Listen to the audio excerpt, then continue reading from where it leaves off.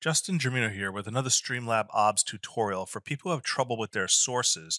I get questions on my other Streamlabs tutorial videos, and the most common two is I can't see or access my sources, or I can't move my sources on the screen. So I'm going to specifically cover those, but I'm also going to talk about performance mode, giving you the little extra performance benefit in Streamlabs OBS so that maybe your stream stabilizes a little bit and you don't get so much jerkiness and lag.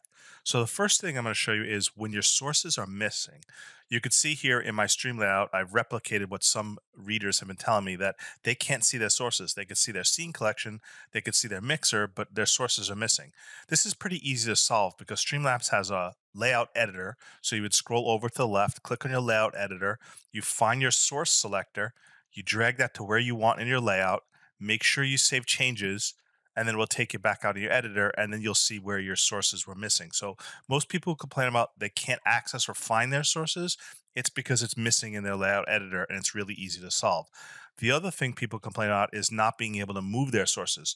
So there's two ways that sources can get locked. You can see an individual lock symbol for a source, say right here, where I could do this this boss rush right here, boss monster, and if I lock it with this symbol right here, you could see I can no longer move it. I am now, the source cannot be moved at all. So that can happen to all your sources. So how that happens typically is first look and see if your sources are locked. If they are locked, then somehow you might have accidentally right clicked here.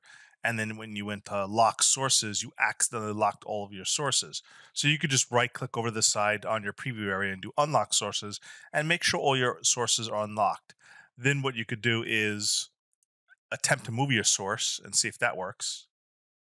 And it should solve your problem right there.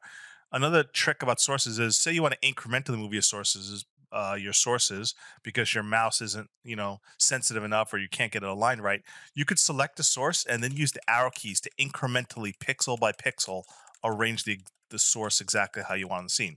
So remember, you can use the arrow keys for much finer grained control over moving sources to make sure it's exactly in the position that you want it to be. So again, display area, right click, lock sources, unlock sources, or check for the individual source being locked over here in your sources area.